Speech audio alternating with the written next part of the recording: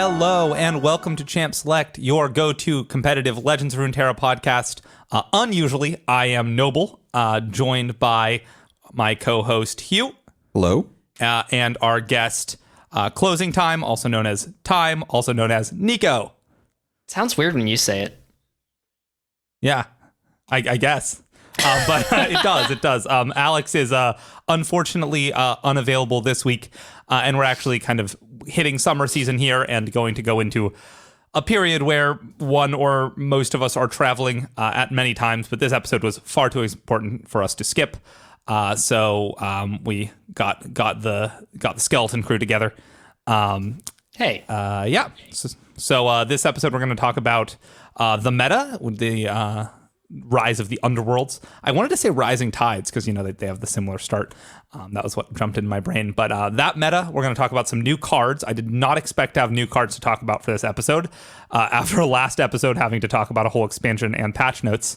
But they did start a champion release. So we're going to talk about the new meta, what we're playing on ladder, what we're winning with, what you should be playing on ladder, what decks are cool, how cards are doing. All very different patches groups. have taken out a week together.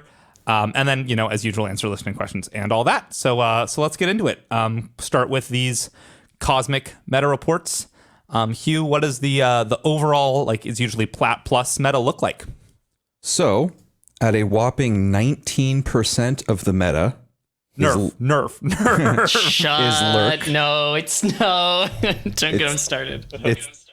No, we're not doing that yet. So Lurk is 19% of the meta, which is massive, but it has a 51% win rate. Oh yeah. Next highest is 7%, is Echo Zillion with a 44% win rate. Yeah, that makes sense. Yeah, I was gonna say that I had a hot take that deck was bad, but it's just a fact apparently. I don't think it's a hot take. I mean, we've all been kind of shitting on Echo for a while now. Yeah, that deck is terrible. Anyway, next at 6% is Pirate Burn with a 56% win rate. That one's a good one. That one's good. Very good. Good boy. Good deck. Good job. 5% Turbo Thralls with a 54% win rate. Pretty good. 3% Shen J4 with a 52% win rate. Okay. 3% Swain TF with a 52% win rate. Oh, nice. Coming back. And then the next three decks are all at 2% play rate. Ezdraven, Discard Aggro, and Karma Ezreal. Ezdraven has a 53% win rate. Discard Aggro has a 55% win rate, really cashing in on the new meta equity there, as it always does. There's some aggro deck themes Reddit, here, I'm noticing. run from it, Discard Aggro still arrives. Yeah. Every single time. Yep. And then Karma Ezreal is sitting at 47%. Oh my. Okay. Well, it is a Karma deck, so, you know, you got to temper the expectations. I know. I will say that even in spite of the buffs, Karma does feel just kind of unplayable still. Yeah, not good enough. Like, that's what I was thinking when they unnerfed her or unbuffed her. And I was like, old Karma's just not good, not just not good enough anymore. That's so much mana. My champions win the game for 3 mana. If only she was mana. either in Freljord or SI. Yeah. Then you wouldn't have to play Ionia with those. You could play like a Freljord SI control deck with her, and it would be really good. Yeah, or at least playable. Yeah, and one of the major downsides of Karma is that Ionia has a lot of janky, random bad spells. Yep. Like if she only ever made Shadow Isles spells, they like almost all of them heal, and a lot of them remove creatures.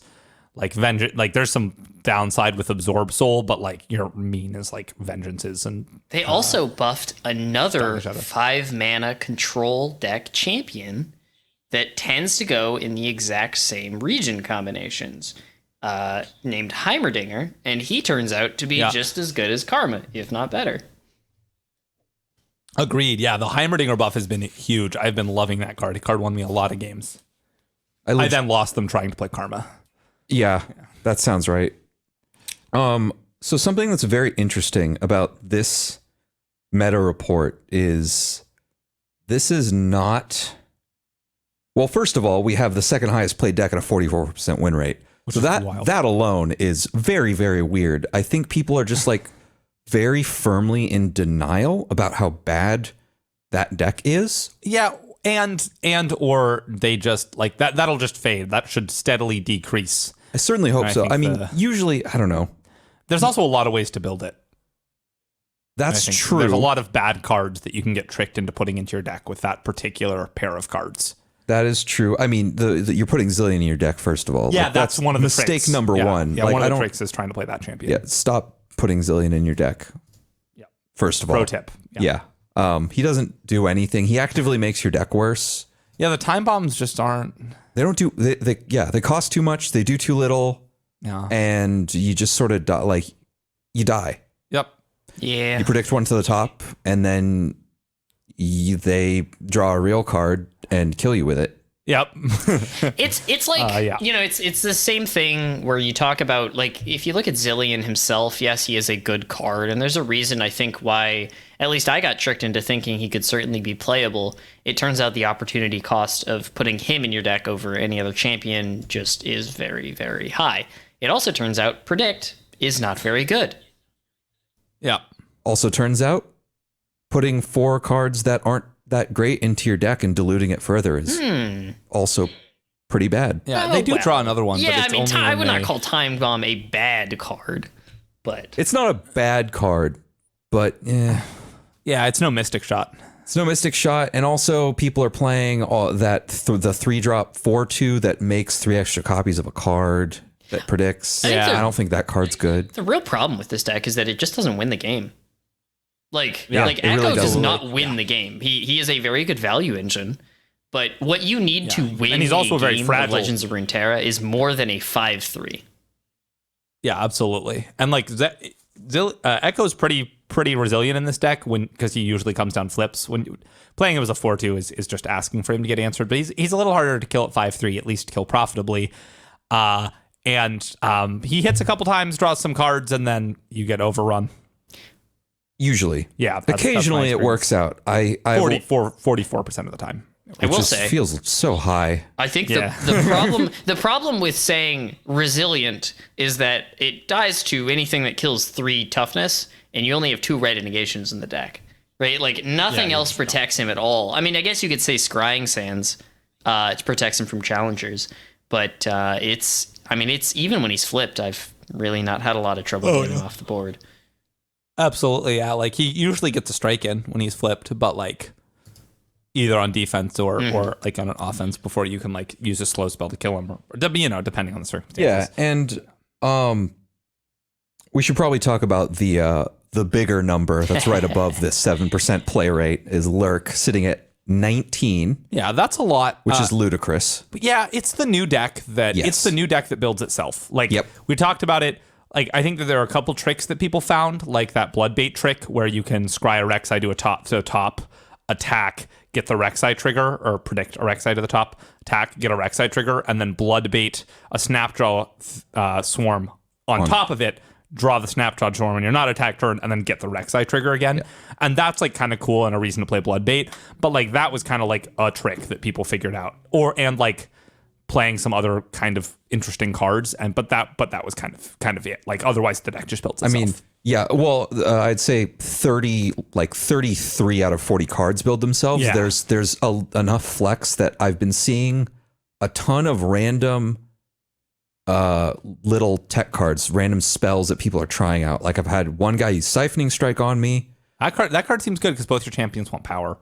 Yeah, but also like it's really easy to blow that card out. Yeah, against a lot of decks. One guy had Ruthless Predator, which I like really didn't agree with. Yeah, your guys are big enough that if you can pull it with a bad guy, like, I've seen it. I wasn't hugely opposed to it. The Ruthless Predator. Oh yeah, no, I don't hate it, but I just like there's probably something better. But I don't know. I have played against the deck enough that I don't feel the need to actually play it. Yeah. It also in spite of its absurd play rate and technically positive win rate, I don't think the deck is like that good. Yeah, it's fine. It's like tier 2. Yeah. It's probably high tier 2. Yeah. Pike put that deck on its back and then started running is how I feel about that play rate. Honestly, it really, even though Pike is like, Rek'Sai is like very necessary to the deck and is like part of one of the big reasons why you can. That's funny. I keep looking for ways to not put Rek'Sai in my deck. Yeah, but you just need another champion with Lurk. She's like, she gives you your triggers. She makes your Lurks much faster, much quicker. Yeah, and that's fair. And like she's really good with Pike when you're triggering her, and then Pike is big. Yep. And I've seen people have also finally figured out how to play the deck better, to the point that Rek'Sai is now where she used to flip like 1 in 8 games against me. She's now flipping like 1 in 3 games against me. Yeah. So people are actually like figuring it out and prioritizing that a little bit more, because the moment she flips, the game is completely different. Yeah, absolutely. And so much of that is like improving your deck's consistency.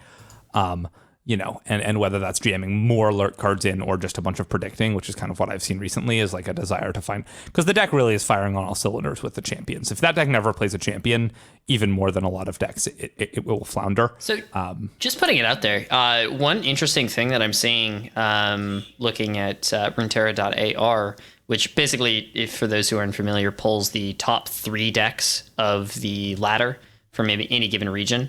For the people who are playing it. So like for Pike Rek'Sai, 1 person is playing 2 Bone Skewer and 2 people are playing no Bone Skewer. What do you think of that? Wow, that's really interesting to me. Yeah, I mean, the card doesn't have lurk. Like, it puts a card on top, but then you have to like proactively like main phase it. It is a 2-for-1. And it's easy. Straight up. I mean, it 2-for-1s yourself. Yeah. Like you're Yeah. You know. Even when it goes off. Yeah. Mm-hmm. Yeah. Absolutely. Yeah, and it's also incredibly easy to play around. Yeah. In a lot of ways. Like, there have been many, many times where I've just attacked or blocked in such a way that he needed to trade, or I traded, so that there was no creatures on my side. After, like, basically you can make it so there's no targets for Bone Skewer, so that when they try and save their creature from your removal spell, they literally can't play the card. Yeah. Now, and then you also like take that with a grain of salt. The amount of time. Oh, sorry. Go ahead. Oh yeah, the amount of times that I've been like, hope they don't have Bone Skewer here, and they just like had it and it was fine, but like definitely didn't like blow me out or anything is a lot, right? I've like jammed the guy and then he Bone Skewered and I was like, okay, take the 2-for-1 on this karma that got a guy off the board. Yeah. Like, yeah.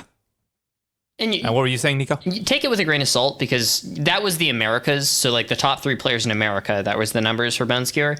You know, you go over to Europe and they're all playing Bone Skewer and they're all playing 3 of. So, you know, it's not like necessarily a done deal. It's not like Bone Skewer is bad, but it does mean that there's a lot. I think like you said, I mean, there is this perception that it builds itself out of the box, and to a certain extent it certainly does, but there's certainly more tech cards that I think can be tested and ways to build the deck. And I could see it sneaking into what I would call tier 1, but I would not call it that quite yet. Totally. I definitely also agree, because we just don't know the best version of the deck yet. It's going to take a while to figure out. Mm-hmm. Yeah, totally. And like, when I put that deck together, I forgot Bone Skewer existed. And then I just like played it without it for like 10 games. And it was just totally fine. Yeah. I was like, I wish I had more removal. And I was like, oh, Bone Skewer exists. That's right.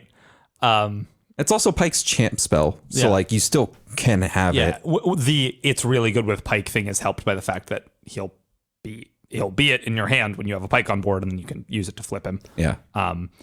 Yeah, and it just felt like it's easily the clunkiest way in the deck to try to put your units on top of the deck in order to trigger them, to trigger lurk, and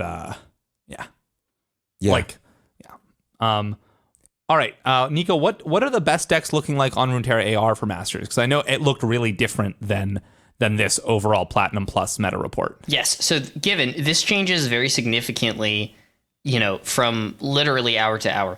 But so currently it's Pike Rek'Sai, you know, unsurprisingly, I suppose, and then Sivir Zed, which is a deck that has been cropping up and is very interesting.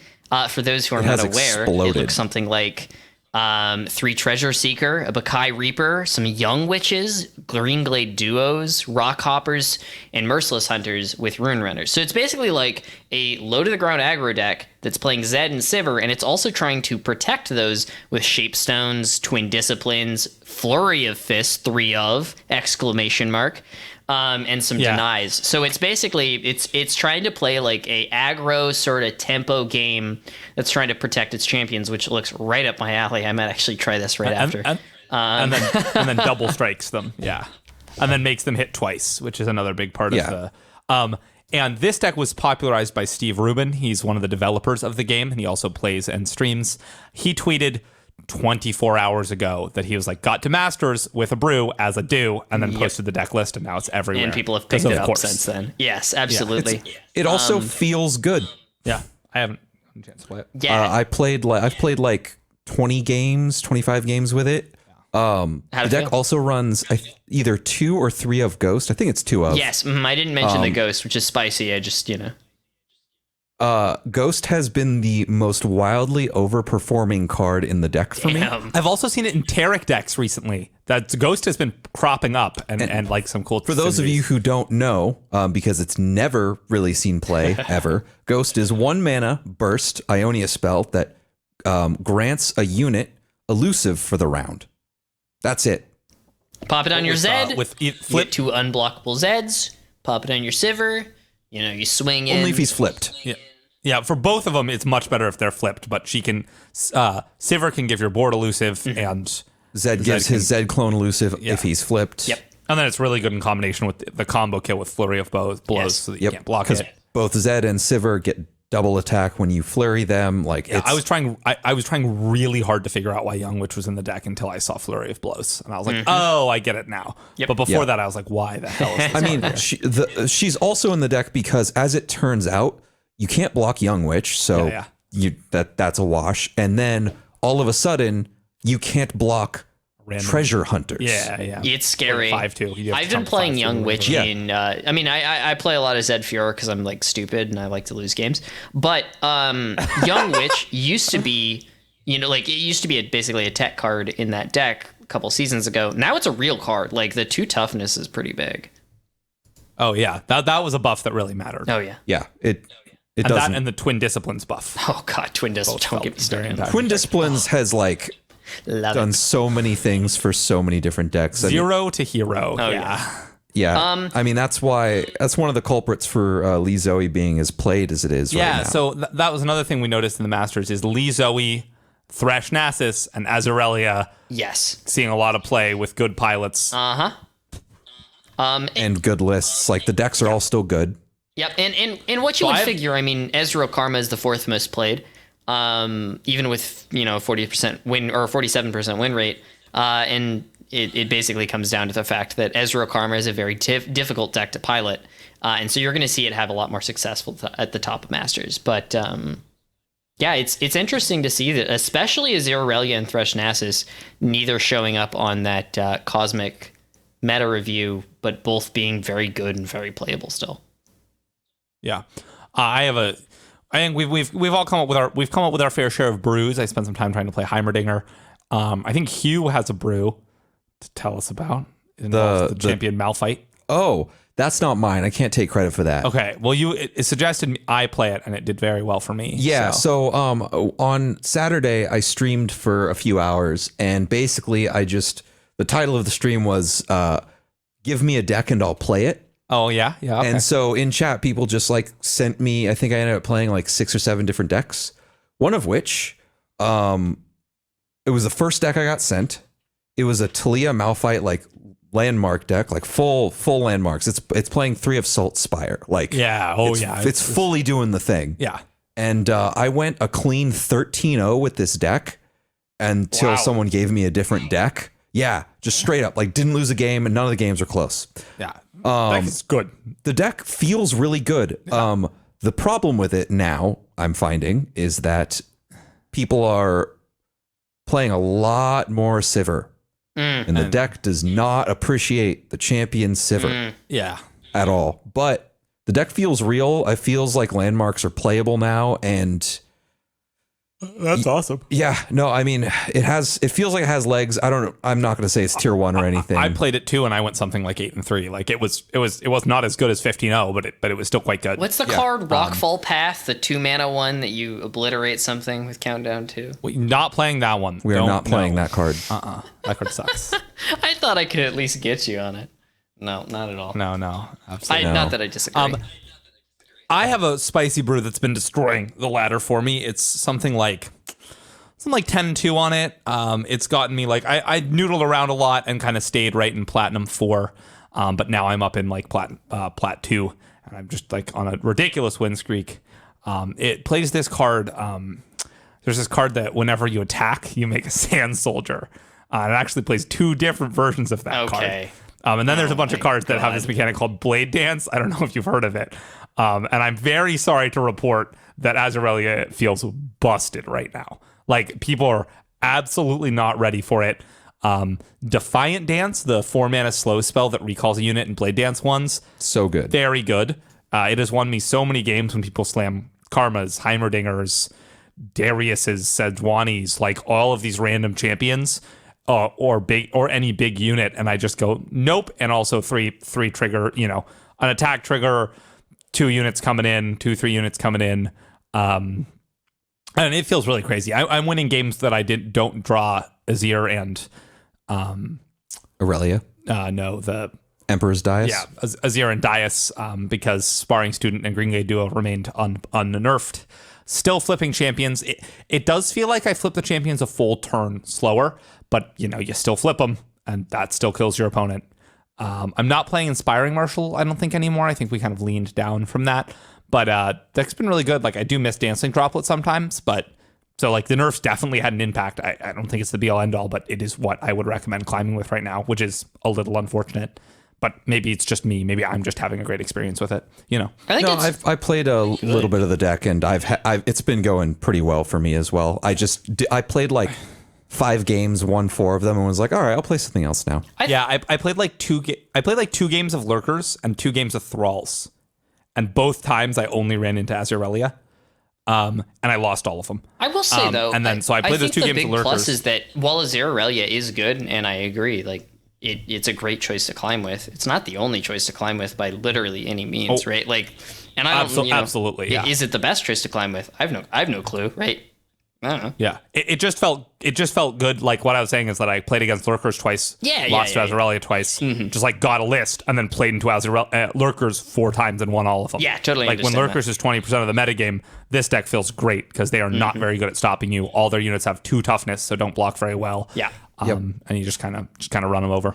Yeah, and part of I've hit a bit of a wall. I've hit Plat 1 ADLP like 4 times, and I keep, for some reason, so frustrating. Yeah, for some reason, the entire ladder is Lurkers until I'm at Plat 1 60 or 80 LP, and then it's it's like random control decks, turbo thralls, like random things. That's just, I don't know, a lot of Sivir Zed. A lot of that deck has popped up. I can't wait to load some of that up right after we get off this. I gotta say. Yeah, and one thing to note about the Lurkers deck is the only bad part about Azarelia into it is that the deck can't beat a Pike because you have to attack into him, and that gets you. He has 3 toughness, so he gets to block blades twice, and that almost always kills them, and then he just starts murdering your board. Yeah. I've beaten it once, but the only game I've lost out of like 8 games in that matchup is like 1 to a Pike. But like, you have like recalls, and you have some ways to interact with the spell and the stack and stuff. So it's not the end of the world, but it is certainly rough. Have either of you guys played any of the new Thresh Nasus list? I have not yet. Mm-mm. Damn, I was hoping one of you had. Is there anything cool, or is it very similar to the old? It's pretty much the same. It's just Treasure Hunter is just such an amazing card. Treasure Hunter is the new Dune Keeper. Yeah, that really feels like that's true. Because instead of getting that 1/1 Sand Soldier, you're getting something that's like almost better. Yeah, absolutely. I'm playing Treasure Keeper in Azarelia. It's good in Thresh Nasus. It's good in Sivir LeBlanc. Like, it's the new like bread and butter, like 1 drop for. I will say, imagine if we had Dune Keeper feels and like that card. Treasure Hunter is a lot worse in Thresh Nasus than either of the other lists that you've mentioned. Yes, I'll agree. Like a lot worse. Yeah, but it ends up, the amount of times it ends up being a removal spell or a you can't attack me this turn spell, like a fog. Yeah. It happens a lot. I played that card against Ash LeBlanc, and it was great. Yeah, that's fair. The 5/2 just like blocked, like it was staring down like 2 Yetis and an Ash. That's fair, yeah. No, I guess not an Ash because it would have frostbit it, but he was like a Hearthguard and a Yeti, and he just had to trade a real card for it. Yeah. And couldn't, yeah. And it turns out Waking Sands is such a good card when you don't have to put it in your deck. Oh, yeah. That's a Legends of Runeterra classic of card. The cards are really like the random cards that create a specific card that is not usually that great, but when you don't have to put it in your deck, is good. Like Mushroom Cloud. Mushroom Cloud is a good card when you don't have to put it in your deck, mostly because you then get to discard it. Yeah, exactly. I don't know that there's, other than Thresh Nasus, there any like really dominant high on the ladder decks that are just not at all showing up in the meta report from Cosmic? Lee Sin Zoe. Lee Zoe has been good. Yeah. Yeah. Yeah, okay. I've played, that's the only other deck that I've played a good amount this patch, and it feels very good. I mean, borrowing from a dude named Sir Pickle, I've been playing this list that it's only for followers is only playing Eye of the Dragon and one Shadow Assassin. It just cut completely, any of the Sparkle Flies or Goats or Mentor the Stones. And it's playing 3 Eye of the Dragon, 3 Gifts from Beyond to go find the Eye of the Dragon. And it feels really good, actually. Wild. Interesting. Sorry, what'd you say? That's wild. Yeah, that sounds good. Because this is a thing they've done before, but the Gifts from Beyond it is the 2 spells that you need Yes. for the eye on turn 3. And the thing that I didn't like about Gifts from Beyond is that it was so inconsistent before. Like, I tried playing a variant of this patch where it was playing just Sparklefly and Eye of the Dragon, and I cast Gift from Beyond once and got Sparklefly, and I was like, that's awful. Like, that felt garbage. And it just lost me the game on the spot because I spent 4 mana to go get a Sparklefly that was just a 1/2 I couldn't pump. Yeah. But whenever you Gifts from Beyond for Eye of the Dragon, you feel great, especially knowing when you can do it against an aggro deck and you pull this thing out and then hey, guess what? Makes a 2/1 on the next turn, probably their attack turn. It honestly feels very tuned. Like having access to just like a 1 of Will of Ionia, having access to Twin Disciplines. It's playing 2 of Retreat, which is great because we were talking about how Eye of the Dragon, if it's your only real follower, you do need to protect it, and Retreat does that really beautifully. Yeah, for only 2 mana because it refunds the return. Yes, mana. Exactly. Yeah, and guess what? You retreat, spells, you cast it again. That's making a Dragonling, right? Like that's your 2 spells. Absolutely. Yeah, I'm gonna need that list from you after we're done here. Absolutely. I haven't.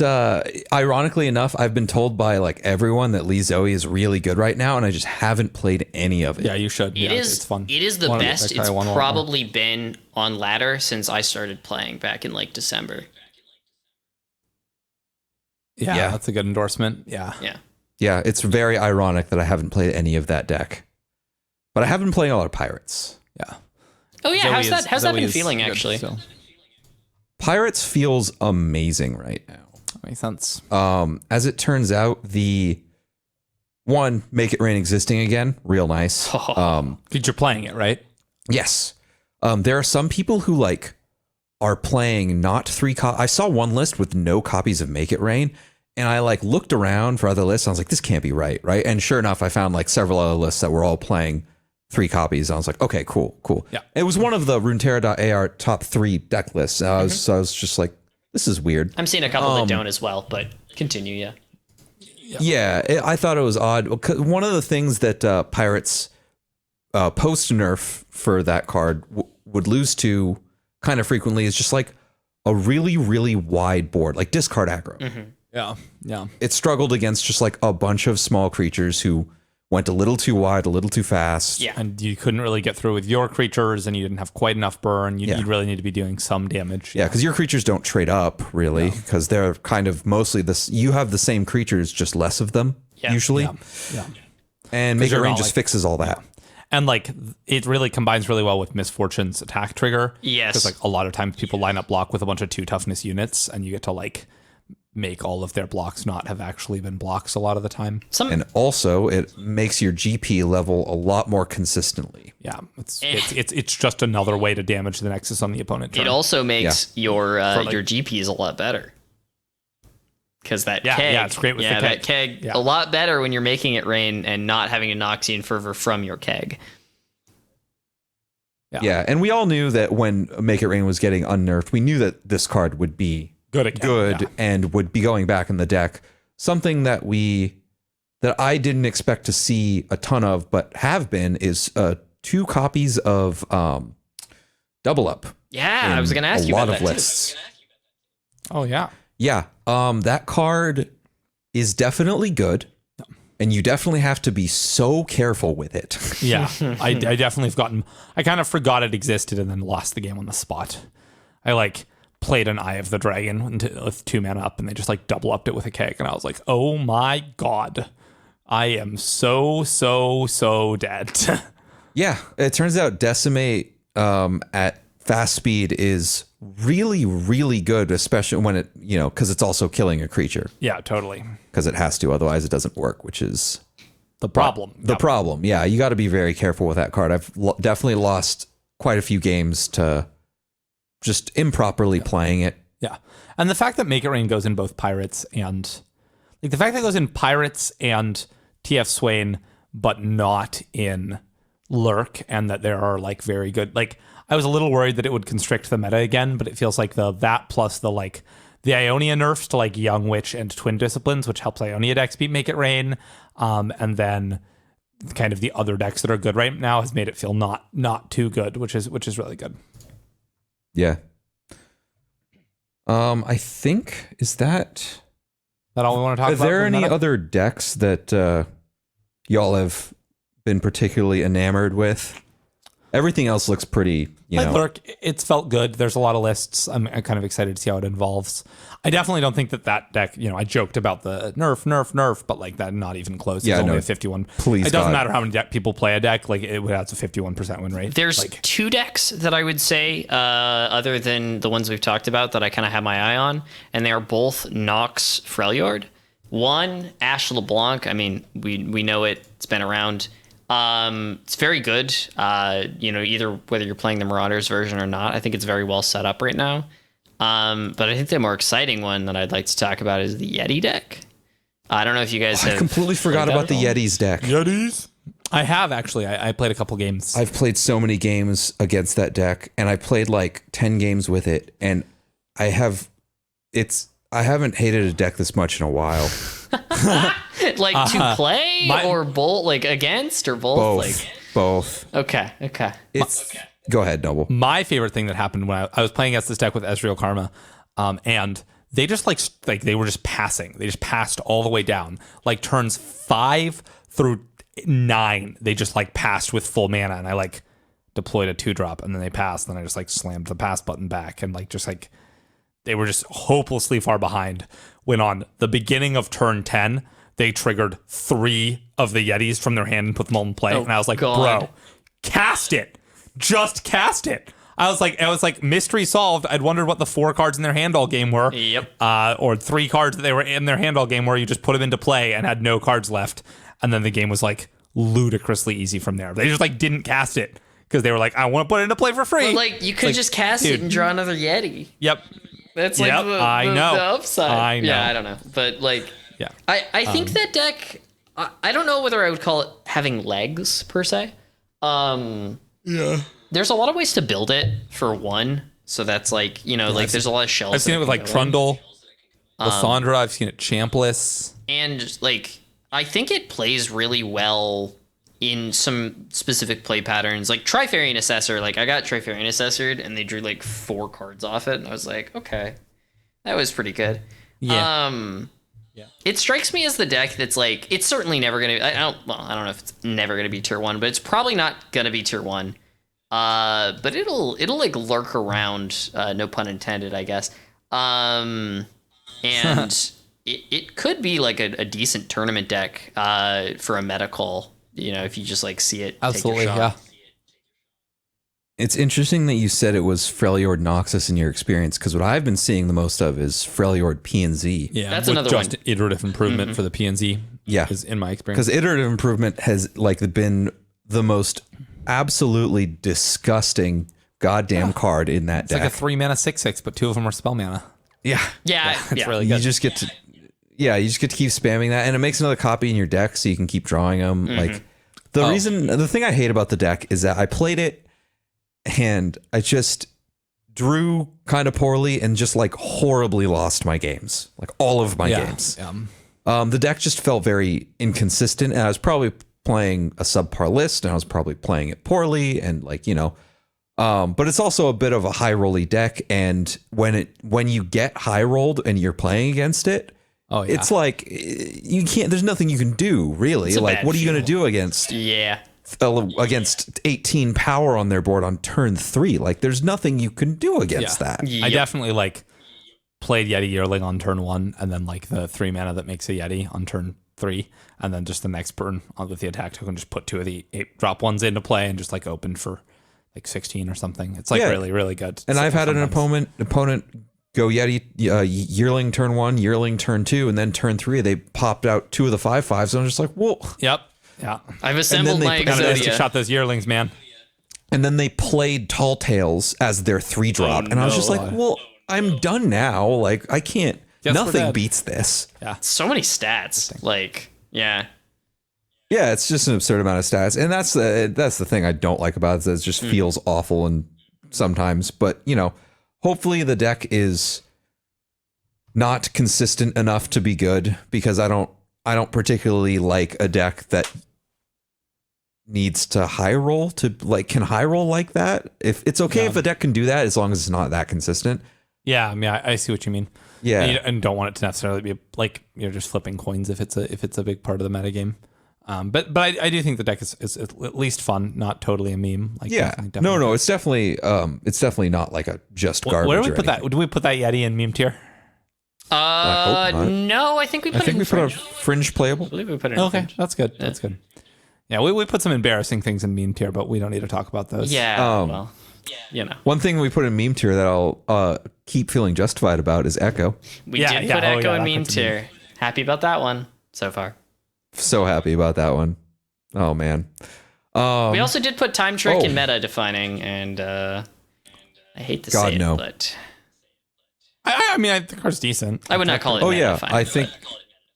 I think it's archetype role player at this point. But anyway, one last deck I want to bring up now that you mentioned the Yeti's deck. Mm-hmm.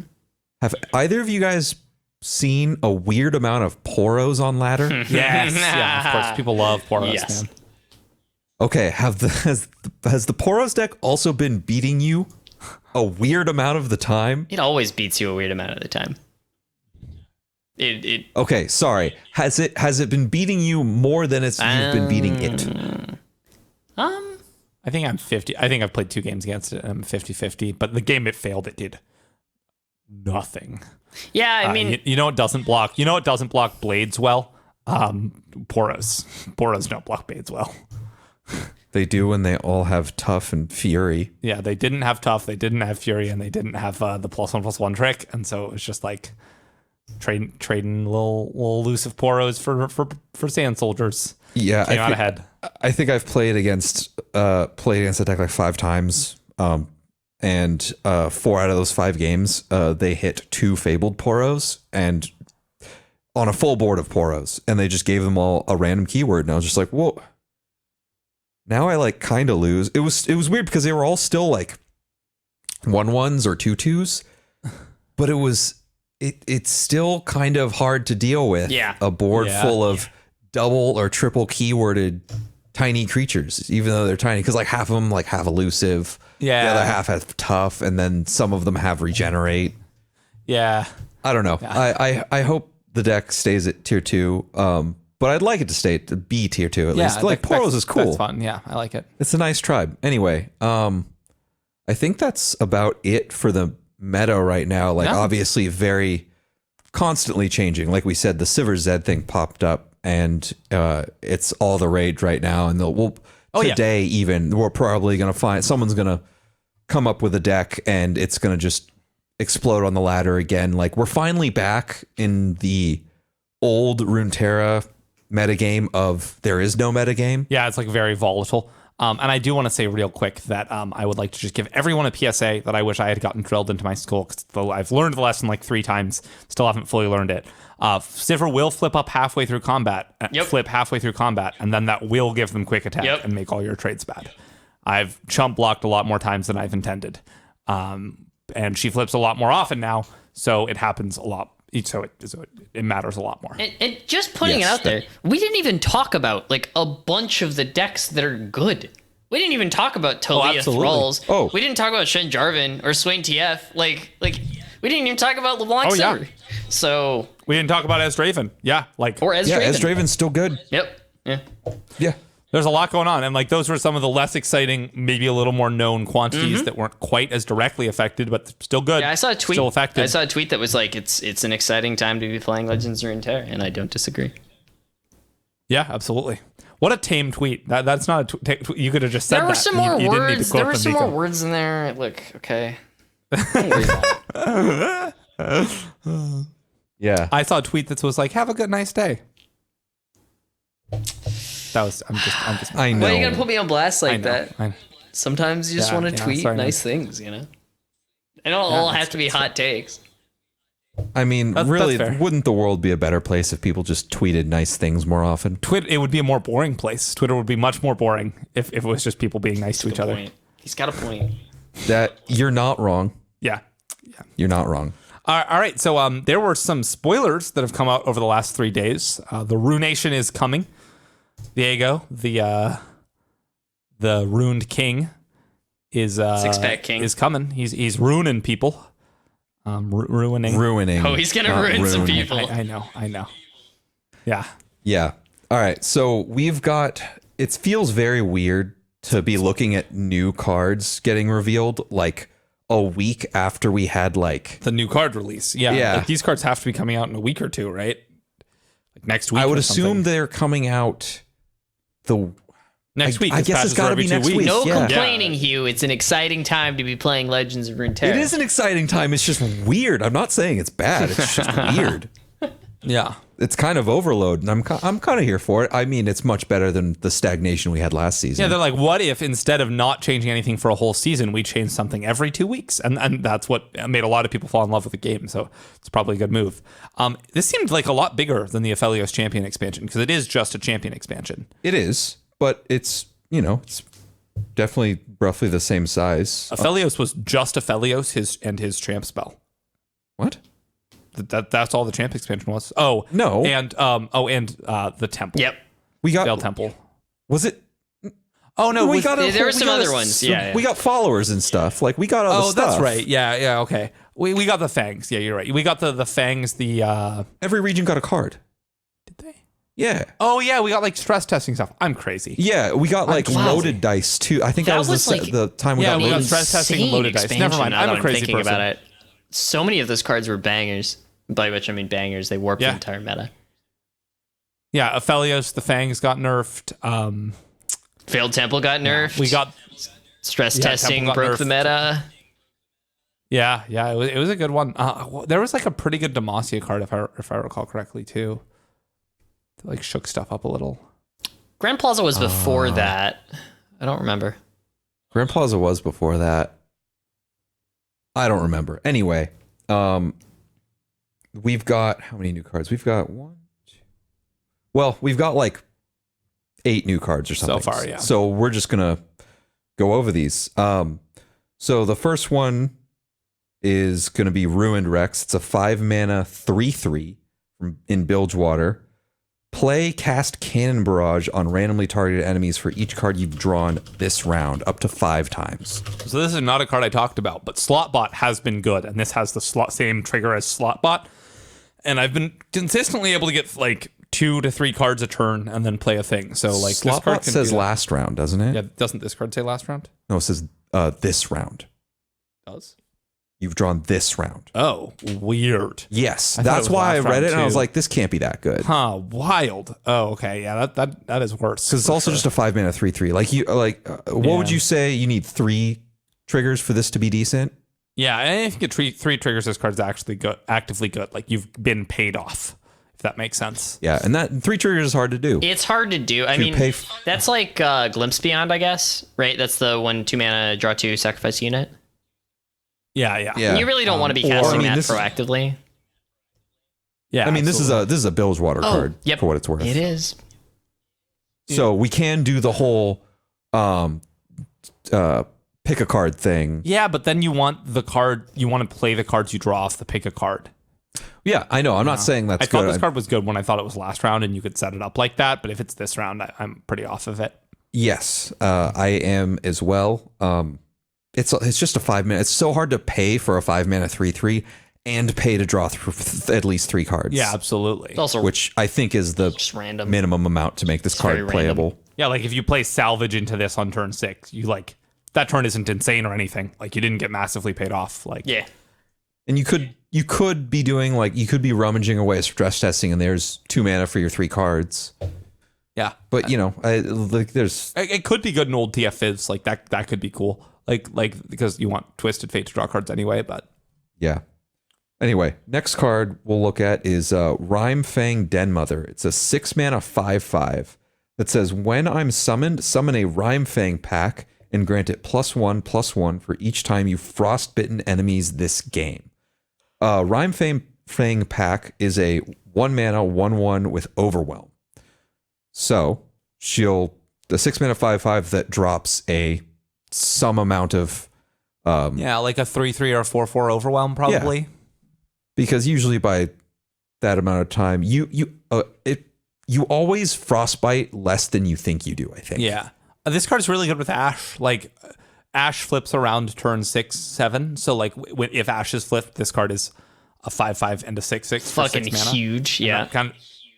And that kind of fits into Ash Noxus, right? Like that Yeah, does this kind of is slide like in. top end. And it is like the perfect top end for that deck, probably, if it's going anywhere. Absolutely, Because yeah. there's really no other deck that frostbites. Yeah. Except like weird Elnuck decks that use them to trigger Ezreal, but that's not really quite. Yeah, or like Teemo Ezreal. Teemo does it. Ezreal is the only other deck I could think of that will actually be frostbiting a lot. And when this card makes a 3/3, it's nothing to write home about, right? It's like I think a 3/3 is fine. the card's good. Like I would win a game of limited or whatever, but like I mean, 6 mana, 5/5, and then a 3/3 overwhelm. I guess 8 power, and like, 8 toughness is a that's lot. a decent amount of stats. Like that's just, that's above rate. I feel very assured that this card will see some play. I don't know how much, but like I think it is going to probably see play as like a 1 of or 2 of in the Ash Nox deck. Like it's a lot of stats. If for no other reason than it is 6 mana, and there is not like how many cards can you think of that are 6 mana that you're like, hell yeah, we get to play this card. Like how many good 6 drops are there in this game? This seems better than Avarice and Hearthguard, I imagine, right? Like it comes down a turn later. Yeah, no, for sure. I'm not saying it's better, like a direct comparison, but if you frostbitten like 2-3 times, the question is how much better is the Avarice and Hearthguard trigger than an extra 4/4 of stats on the board immediately? Yeah. With Overwhelm. The Overwhelm is irrelevant. The body doesn't have any keyword. It doesn't have Overwhelm or no, it's just a vanilla 5/5. Mm-hmm. The only text on the actual Den Mother is making the den. Yeah, cool. The next card, so Rhymefang, as you can imagine, is Freljord, by the way. The next card's for Shreema, called Thrumming Swarm. It is a 7 mana 8/4 with Overwhelm that says, when I'm summoned, create a copy of me in hand if you've leveled a champion this game. Oh. So basically just like a massively, massively souped up Evershade Stalker. Yeah. I think is what the card's called. I lost to that card the other day. They made it off. It was the only Nightfall card that killed me, and they made it off the Unspeakable Horror. And then I got killed like for Xaxes. It was very tragic. That is tragic. This one seems pretty bad. I think that this card could be. Oh. I don't know. I'm a little It goes I'm a little scared of this infinite, card. doesn't it? I didn't think of that. Yes. Yeah, you didn't think of that, did no, you? for some reason I thought that it was like you cast it and you just get one more. Nope, Yeah. you don't. You get it for the rest of the game. I need to reflect.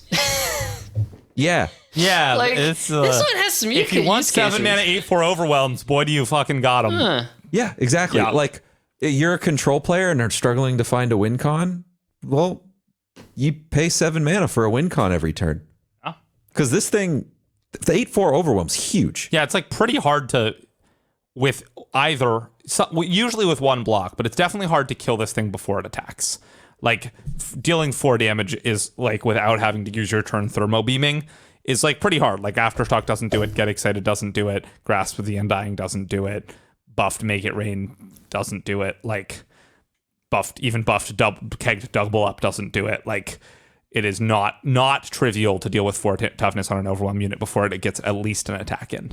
Exactly. It's hard to get rid of, and if it ever gets to attack, it's gonna do damage to you. Absolutely, yeah. And if it's not doing damage to you, the person who played this card is thrilled because it killed something massive. It killed like a Captain Farron at that point. Yeah, or like a Thrall. Yeah, and yeah, it's 7 mana, but it's 7 mana and you get it forever. Yeah. Kind of wish it was 8. It would be really funny with Lysandra. I think the hardest part is finding a shell that wants this, like a control deck that doesn't have a very specific plan. Shell. But Because it's a big bug. Jesus Christ. That's okay. That being said, I can totally see it as like a one of. I think I maybe it's a 2 of, but it's probably like a 1 of and like a. It's quite the engine. This card actually reminds me a lot of Captain Farron. It is a large power overwhelm unit that lets you convert your mana into inevitability in a not particularly busted rate or anything. Just like it'll let you do it. Yeah, like you'll play this card, and then in that moment, your opponent will be like, "I'm going to die. It has. Can I kill you before I die?" It feels like Ledros, but faster. Actually, Ledros doesn't like Ledros 9 into 10 is like a lot faster than 7 into 8 into 9. Okay. Yeah, no, I mean, but the deck, 7 is a lot less. The deck building costs for Ledros are very much so lower, right? Like. Thrumming Swarm, you need something that's going to flip. You need a champion that's going to flip. And often in your control decks, you're not playing a lot of champions that are going to flip, right? And unless you're playing like Ezreal. You know, you need to be like in a place where spending 7 mana every turn on a creature is fine, which means you need to be stabilized. Totally. Yep. These are all true things, and this is why I'm not saying this card's bust or this card's like a staple or anything. Yeah. This card seems like it could be quite good, though. It's definitely worth noting that at the point that you're a control deck and are stable and have flipped a champion, hopefully that you can ride that champion to victory. Sure. So maybe this is overkill. But it might not be a control deck. It might be decent. more like a mid-range card, to be honest. Yeah. Like, I don't know, in your Sivir deck or whatever. Yeah. Like... Yeah, like there's not, it's really hard to keep up with just like on turn 7 they play this, and then on turn 8 they play this, and on turn 9 they play this. Especially for fair decks. Yeah. Like, especially for any Ezdraven. fair deck is going to... I can't imagine Ezdraven beating that. No, it really can't. They need like Tri-Beam, and then you need to die or something. Yeah, they need like double Tri-Beam, or they need to like stun a thing and then Ravenous Flock it. TF Swain could do it. Yeah, because Swain Leviathan just like really ends. Because Swain Leviathan and also Swain's Champ spell deals 4 damage. Yeah. It's a little nicer. But. Yeah. Anyway, next card. This card is for Shadow Isles. It's called Camivoran Dragon. 4 mana with Fury and Fearsome. 4/3. Play, strike an ally, or deal 3 to your Nexus. When I slay a unit, drain 1 from the enemy Nexus. Yeah, so it has like a downside, but it has Fury, so you're hoping to like make it bigger, basically. Yeah, you have to either 3 yourself or probably kill one of your own units. Yeah. Almost certain. It is Shadow Isles after And then all. you get the drain. Yeah, it's in true Shadow Isles fashion. I mean, and it is a 4 mana 4/3 with Fury and Fearsome. Like, that is a good rate. And you should... Good enough rate. And honestly, in the deck it's going in, you should probably almost certainly be thinking of this card as a 4 mana 5/4.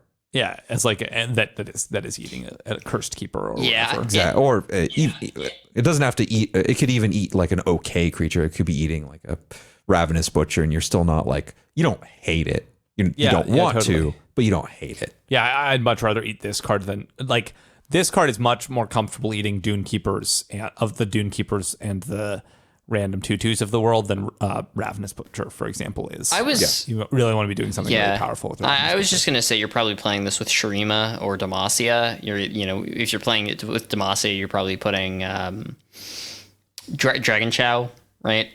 If you're playing it with Shurima, you're doing like the Dune Keeper. Like I wonder how, because this card's a dragon, right? So it eats the Chow from the Chow's ability, and I wonder which will happen first. Yeah, I don't know. It's a good question. I mean, it doesn't matter, does it?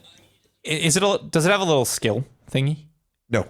Okay. It's just a play. Okay, so it does happen immediately, so it should happen on the same time. Something, brief side note, something I never noticed about Dragon Chow, because it like never comes up. Dragon Chow doesn't say when a dragon strikes and kills me, draw a card. It just says when a dragon strikes me, draw a card. So like if you like theoretically were to cast like Unyielding Valor or Unyielding some Spirit, yeah, that one. Unyielding Spirit on your Dragon Chow, you get to draw a card every time you play a dragon. I'm sure someone has done that. That's a sick combo, Hugh. I realized that like yesterday. I was like, that's terrible, but also hilarious. I mean, you could reasonably do it with like a Bright Steel Protector, right? You could just like give it barrier for basically free, and then like draw a free card sometimes. Yeah, no, that's something that could happen. Yeah. I almost doubt it ever will, but you know. Yeah.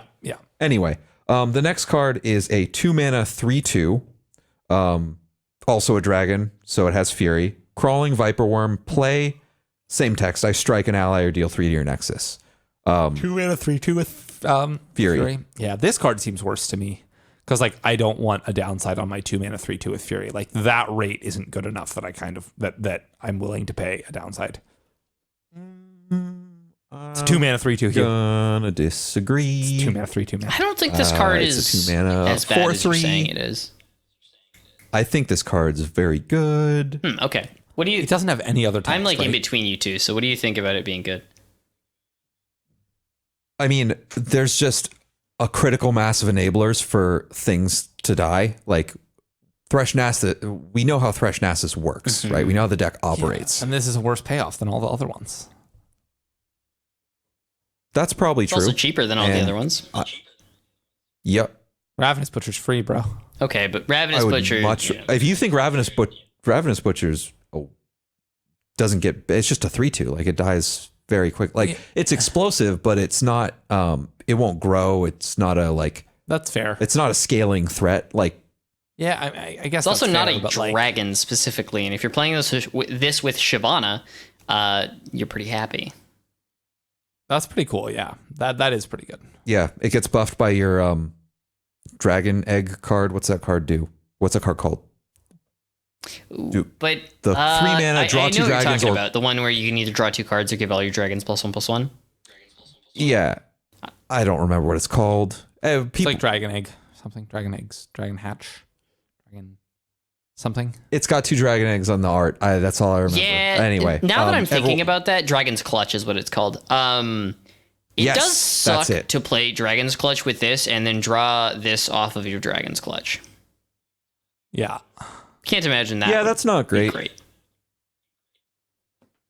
I don't know. I think this card's good.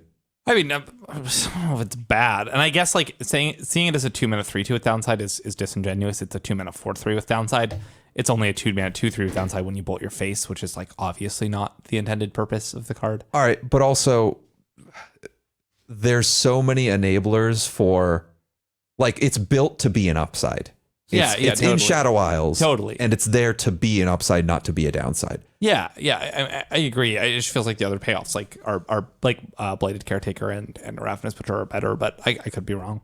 I think the problem with Blighted Caretaker and specifically is just that it can't do anything on it. You can play a 2-mana 3/2 that hits you. You're not thrilled about it by any means, but you can play the card. That is not true of Blighted Caretaker. Yeah, that's very fair. I've had a lot of games with Thresh Nasus where I just haven't had anything to play. Yeah, exactly. And like you can always play this card, and it's never like terrible. Like it's 2-mana 3/2, and that can only be so bad. Yeah, totally. Yeah. Anyway, next card is a 3-mana 2/4 for Demacia, Ruined Dragon Guard. When an ally with Fury kills a unit, grant it an additional +1/+1. This card's interesting. It doesn't like super excite me because it's pretty expensive and you kind of want it in play before you start doing your things, but I could see it being good. Yeah, this one just... What do you mean it's pretty expensive? Doesn't it come down before literally every dragon except for Crawling Viperworm? Yeah, but like I want to be banking spell mana Sure. to have like single combats, Not and I want to really be in playing Dragon. better I mean, early game. Like the only Dragon deck I know of plays them, and like you don't want to be playing like Dragon Guard Lieutenants and like, I don't know. It feels like it just feels expensive for the stats it gives you, but it's a 2/4. Yeah, I don't think this is the thing that pushes dragons over the top, and I don't necessarily know if you're playing dragons in anything but Demacia Targon for like, Aesol, but yeah. And this card is Demacia, right? Yeah, it is Demacia, and I don't think that this is the card it was missing to become a playable archetype. Yeah, and the archetype is already fine. Like, I don't even. Yeah, when I say like, playable archetype, I really, Project. really mean it's like a tier 1 archetype. Yeah, totally. But, yeah. All right. Yeah. Next card. Do you have thoughts? No, not really. We can get in. Like, there's not a whole lot to say about this. I think it's pretty decent actually, but that's about it. Yeah. The next card is another Demacia card, dragon, 6 mana, 6/6. Cadrigrin the Ruined has Fury and has play. Grant an allied champion or dragon challenger. Oh, this card's decent. Yeah, I give my like Garen challenger pretty bad.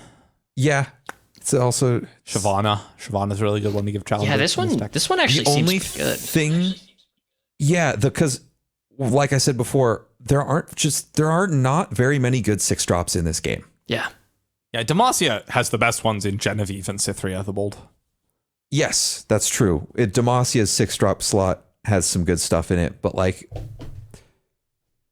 it makes it definitely more playable than I initially like. My knee-jerk reaction is like, oh, this isn't that great. Yeah, totally. But I don't know. I think this card is better than I'm giving credit for, but I'm not thrilled to see it. I think this card is actually pretty good. Like, I'm actually kind of impressed by it. Like, looking at it, it's a 6/6 for 6, which is it's a lot of stats. I mean, you're not playing any card that's just a vanilla 6/6 for 6, but it's also got Fury, which means it's not going to be easy to kill in combat at all. And it also is very good with single combat, which is your premier, removal spell, of course. Beyond that, though, giving literally any dragon challenger is very good. Like, I don't think there's a single dragon that you're unhappy to give challenger. Screeching Dragon. Okay, sure, but that's because that one already has challenger. Yeah. I know. Yeah. And like challenger just pairs so well with Fury that it's like really. Yeah, it's amazing how well it pairs together. Yep. And any champion you're giving this challenger to is very good. Obviously, if your board is devoid of cards and this is your top deck, it's not the best, but you could do worse than a 6/6 too. It's still better than it's still probably better than Cythria because it has a keyword and if your Cythria by herself is just a vanilla 6/6, and maybe better than Genevieve because it's bigger. I think this card actually super makes dragons, in my opinion.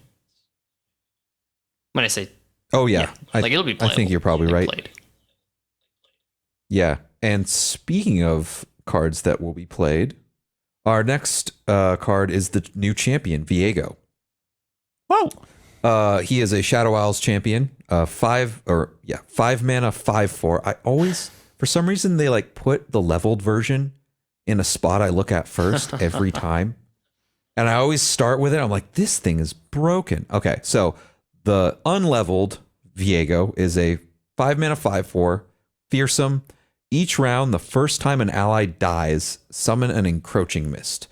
Encroaching Mist is a 1 mana 1/1 with ephemeral and says, when I'm summoned, grant all allied Viegos and other Encroaching Mists everywhere +1/+1. Yeah. And that's kind of what he does. And his level up condition is I've seen allies with 20+ total power die. So notably, he has to be out. Yeah. He cannot level in deck, which is... This card is very hard to level. Yes. Yeah, it better be anyway. Yeah. What's the backside do? Tell us, what's the backside do? Or did you already? Oh, right. Sorry. No, I did not read that yet. The backs, when he flips, he says, each round, the first time a unit dies, summon an Encroaching Mist, and round start, steal the strongest enemy this round. If it's a champion, kill it instead. Nice. So he is very hard to flip. But my God, is that flip side amazing? Oh, yeah, of course. What do you think? The reason I think this card is hard to flip, because if you sack your Nasus, it gets you half the way there.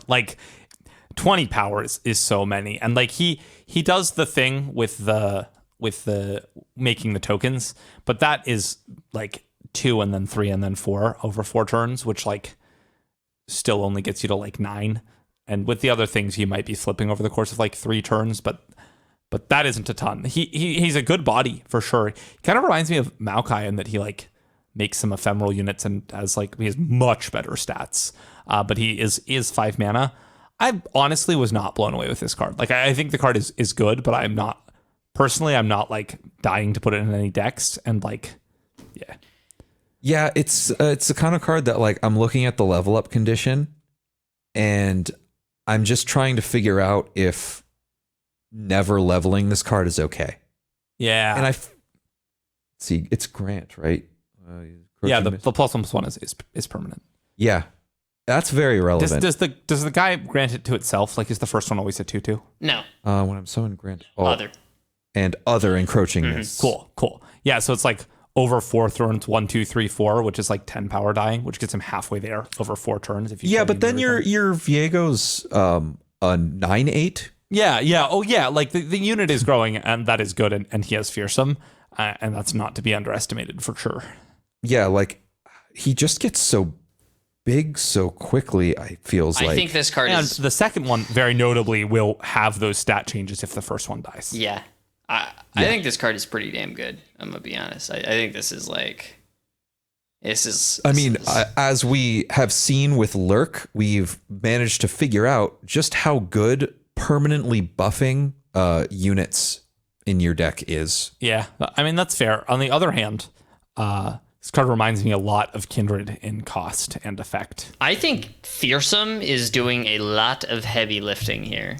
Like the keyword Fearsome on Viego. That's fair. This, like, I mean, being able to attack as a 5/4 when he comes down is one thing, right? It's Fearsome is always deceptively annoying to block stuff, you know. And the fact that he just gets bigger after that, like, oof. I could see this being like, I don't know if it's necessarily like a problem at all, but I mean, just slapping him in Thresh Nasus without any changes at least looks provocative to me. But then we lose Thresh. Right, but like... No, we lose Nasus. Viego kills people, where Thresh doesn't. Like, if we were ever lacking... He does, though, because we get Nasus. But yeah, more big threats that grow as things die is definitely good. I mean, one of the things about Thresh Nasus is that like it has a very real aggro plan, and some of that, you know, has been nerfed, of course, with Dunekeeper, etc. And so it feels like being able to put Viego in your deck and get a little bit of that aggro plan back before you're having to like 20 them with Nasus or whatever, you know, Vengeance. Especially because Nasus lost Fearsome too, so it's a lot harder to actually get through with Nasus. Yeah. I don't know. I feel like this card could be What really is his champ spell? So his champ spell is Despair. 4 mana, pick a unit to strike your Nexus, then kill it. This is a very interesting card. Wait, does he have to see allies die? Yes. Yes. Oh, okay. For a second, I was like, wait a minute. If this champ spell is like... Wait a minute, if we can vengeance their big creatures and that goes towards our level up, I have a different opinion, but nope. Opinion remains. It would be pretty actually trivial if it was any person's units die, I think. Yeah, I think that the most interesting and cool, like the most thought-provoking part of Viego for me is his champ spell. That card seems good, yeah. Pick a unit to strike your Nexus and kill it is such an interesting effect. 4 mana slow, by the way. And like doesn't get stopped by, it's like a vengeance, like it's pretty hard to stop. And like, 4 mana to kill Azirs is really good at very low cost. 4 mana to kill like even a decent sized unit, like even if you're getting hit by it once, there's a lot of situations where that's worth it. Absolutely, but like he's especially great against champions like Azir, champions like Shen, Taric even, that are like a lot of effect and don't have a ton of power. There was another one I was thinking about. Like, I mean, Zillion, I guess. Heimerdinger. Yeah, Heimerdinger's a good one. Big fan of this card. Yeah. I don't even hate getting like sixed by this card if it means 4 mana. Like the tempo swing with this card is just phenomenal. unreal. Yeah. Yeah. Because you can turn that. I mean, like I'll hit my opponent's Tryndamere with it, you know. Yeah. Die to the 9/9, but yeah, no, it's I think that's another big upside for this champion. I mean, I think you're very often playing this champion with the Shurima 0 mana one that you sack it or you slay one of your own units to draw or kill one of your own units to draw a champion. Spirit Leap? Yeah. Oh. Yeah, no. Oh, the Rite of Yes, Calling. and when Viego's champ spell is so good, I think that, you know, that's a big plus. Yeah, yeah. Yeah, that's actually a really good point. I never actually thought of that. Yeah, this is definitely a card to keep an eye on. It's the most exciting part of this whole reveal for me personally. Well, and then there's also another card that produces an encroaching mist, which is another important part of having this the last card that we have to look at is a 3 mana 3/3 that just says when I'm summoned, summon an encroaching mist. Yeah, and that seems quite decent. good. Yeah, this card seems super good. I mean, it's a 3 mana 3/3. Yeah, and it's gonna make like. I mean, it's gonna probably make like a 3/3 or a 4/4 pretty quickly. Yeah. I guess it's probably gonna make its encroaching mist before you see your Viego, so it'll be a 1/1, but it'll very quickly scale up and helps your Viego come down as, you know, if your Viego comes down even as a 6/5, that's such a big difference. Does Fearsome not. is just I such a don't powerful think keyword. that. Oh, I guess it is all Viegos and other encroaching mists everywhere. Okay, I was reading that as only encroaching mists everywhere get +1/+1, and allied Viegos on the board get +1/+1. But that. No, it's everywhere. Like that part is really important. Okay. Exactly. I'm fully sold on Viego being very good, and I think that Camavoran? Yeah, Camavoran Soldier is also very good. I see the play pattern of like Camavoran Soldier, sack my 1/1 to, you know, find a Viego with the Shuriman spell, play Viego as a 6/5, you know, make a 2/2 encroaching mist when something dies. Like all of this seems super good to me. That's fair. Yeah. Yeah, and that is it for the cards we have revealed for now. Probably not going to get too many more. We need a couple more regions to get cards, right? Yeah, I think we need Ionia. We need Freljord. No, we have we have the Rhymefang. Yeah, we have Rhymefang, and let's see. So we need Ionia, Piltover and Zon. Noxus. Yep, Piltover and Zon. Noxus. And Noxus. Yeah, we've got some Shrima. We got Bilgewater. Yeah. We actually got 2 Demacia. So yeah, and Bandle City. I've heard some speculation about the 10th region. I heard an argument that I liked for something that I don't remember. Okay. That's very compelling. I think it was maybe Bandle City. I think it was Bandle City, and I hadn't heard of Bandle City before. I'd heard Ixtal and the Void, and Bandle City was had a convincing argument made for it. So that's cool. I think at this point it's pretty clear that the Void is like going to be a separate thing because Rek'Sai is the Void. Yeah. So unless you guys have anything else about these cards or something else you want to say, we should move on to our listener questions. Yeah, sounds great. Okay. So our question of the week comes from Dragon. Do you think Riot has gone to the other extreme and is changing things too much too quickly? I definitely think that this new card release coming so quickly and with all those changes all at the same time is a hard way to know what exactly your changes do. But I think if we end up in a good spot, that's fine. And I'm a big advocate of it. This does seem like a weirdly timed champion release to me, but you know, these things are in the pipeline for quite a while. They were talking about how designing this card before there was a champion in League, and the Viego champion in League came out a couple months ago. So obviously they were designing this card a year ago, at least. So that's, yeah. Yeah. Something I love about the Riot team in charge of Legends of Runeterra is that they almost always feel like they're maliciously complying with the fan base. You know what I mean? Like for example, everyone was crying for so long about TF Fizz and Aphelios, and they were like, you know what? You want these decks gone? We'll make them gone. And they nuked them both from orbit. Yeah, especially absolutely. Aphelios. Yeah. It feels like they're doing a similar thing now where they're like, you know what, guys? we didn't change enough for too long. Here's everything changing. Yeah, and totally. then more and more. It feels like they're almost saying, be careful what you wish for. Yeah. I don't think it's like actually that. It's just kind of fun to me. It's kind of how the timeline usually works out with how long they have to respond to things. Yeah, I love that. I'm fully expecting some people to be like, "Oh God, Riot, stop! This is too much," and them to be like, "Ha ha, this is what you wanted, isn't it?" Yeah, yeah. Oh, I want that so bad. Anyway, You can definitely like maybe feel a little bit of that with how Dova Degis interacts with the community. Dova Gages. Dova Gettys. Dova Gettys. That one. Dova Gettys. That's what we should call the deck. Look, it's a random.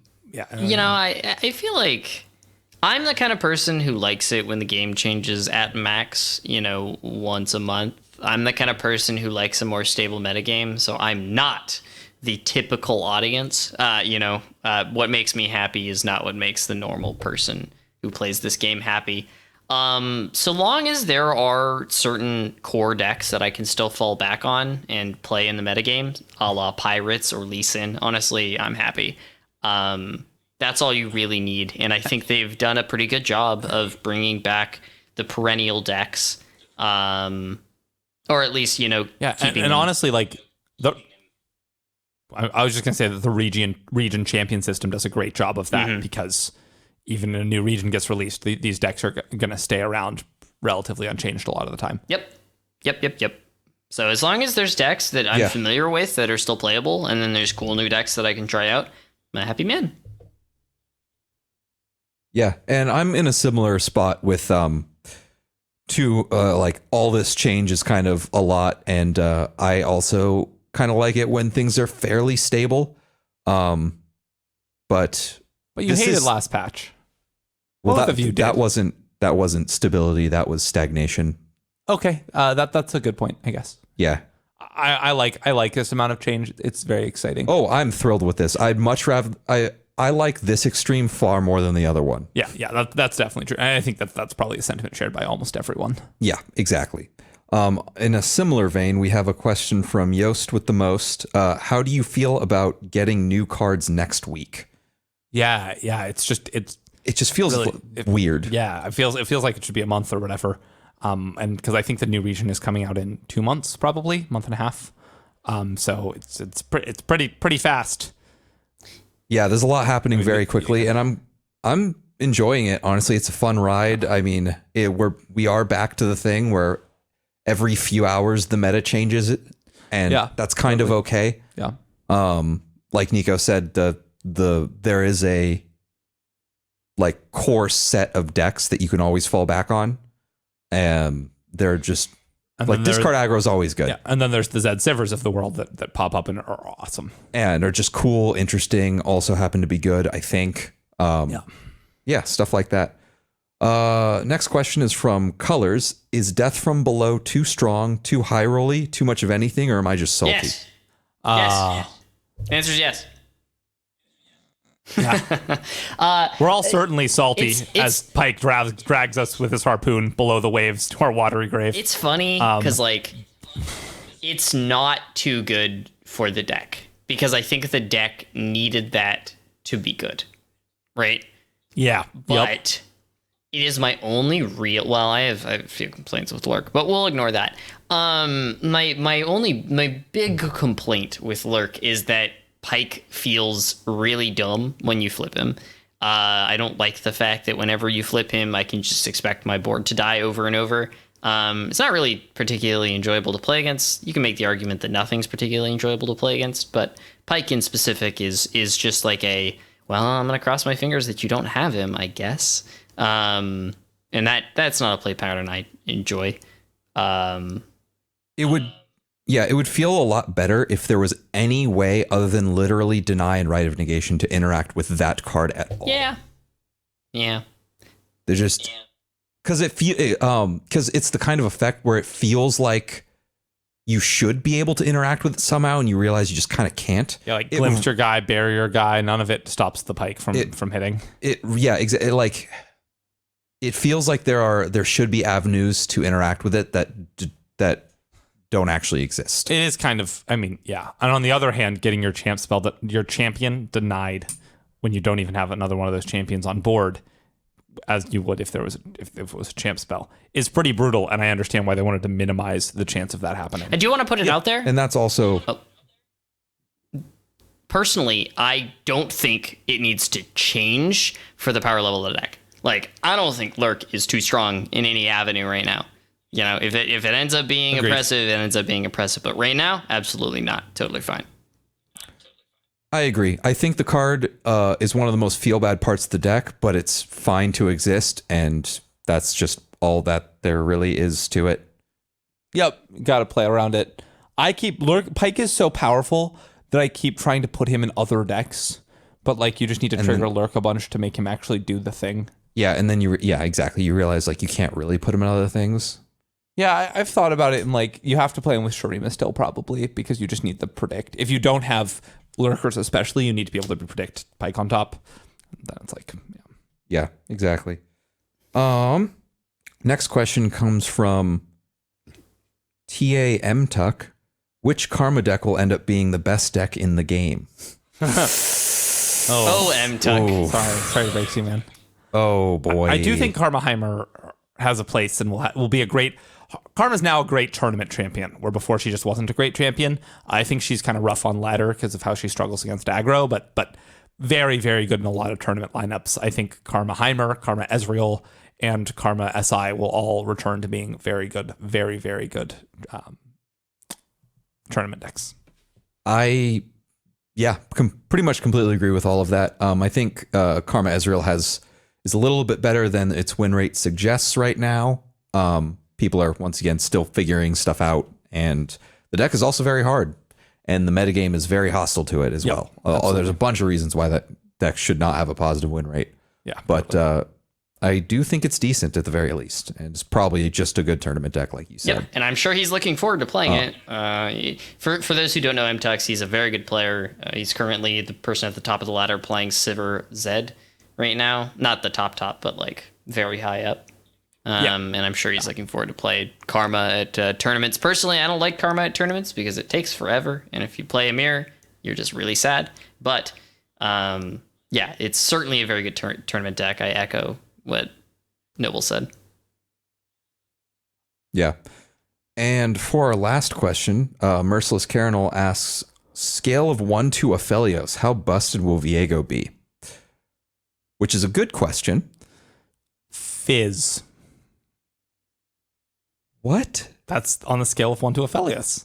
My choice is Fizz. So yeah, bad I'm just I understand what you're going for here, and I'm trying to figure out where on this scale Fizz exists. Yeah, and I think it's like if Aphelios is 10, I think Fizz is like 1. a 4 that eventually was like a 7. I think you're overrating Fizz. Okay, he was like a 2 that was eventually a 7. I think he was a 2 that was eventually a 5. There we go. All right, maybe I need to choose a different champion. Look, I think that Viego is probably a 7 or an 8. That's where I'm going to put him. Maybe that's hopeful. I like that. But, I like those numbers. Huh. Interesting. He gets bigger so easily. Yeah, and he does start as he starts as a 5 mana 5/4 with Fearsome. Like that is not a bad stat line at all. Like we've 5 mana is a lot though. It is a lot.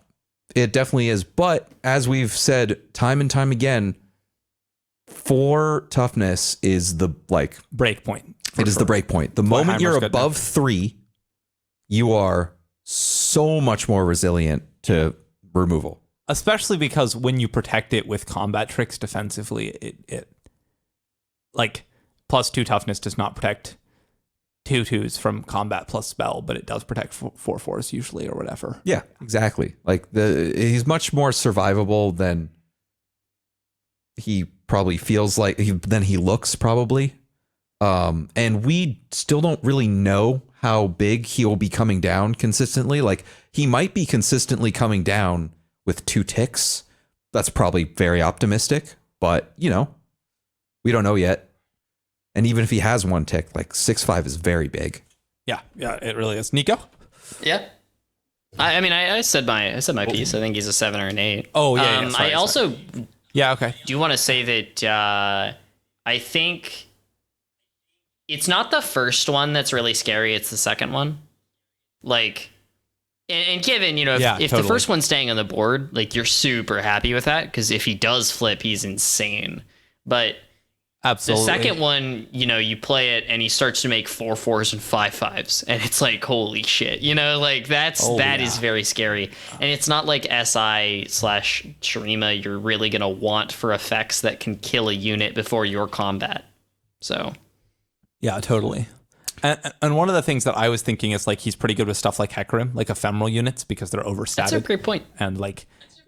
And with some, like, if you play him and then attack with some shark chariots, like, Oh yeah, absolutely. you're gonna He flips really quick. You're gonna get Yeah, you slam your Darkwater Scourge and then swing 2 chariots pop up, and that's 11. and then it makes a guy when they die. And Yep, and that dies at the end of turn. Yeah, I mean, there's definitely going to be ways to like realistically level him pretty quickly. Yeah, absolutely. We'll see if that ends up being good. If all your units have gotten a couple Sithri of Cloud triggers, he levels really easily.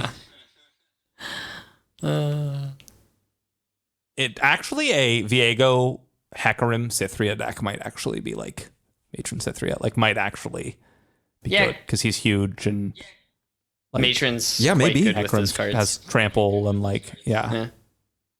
It's definitely going to be interesting to see where this goes, because his flip side is just so nonsense. Yeah. Oh, I want to say I definitely lost to Matron Catan, the Otacon? Otacon. Yeah, Otacon.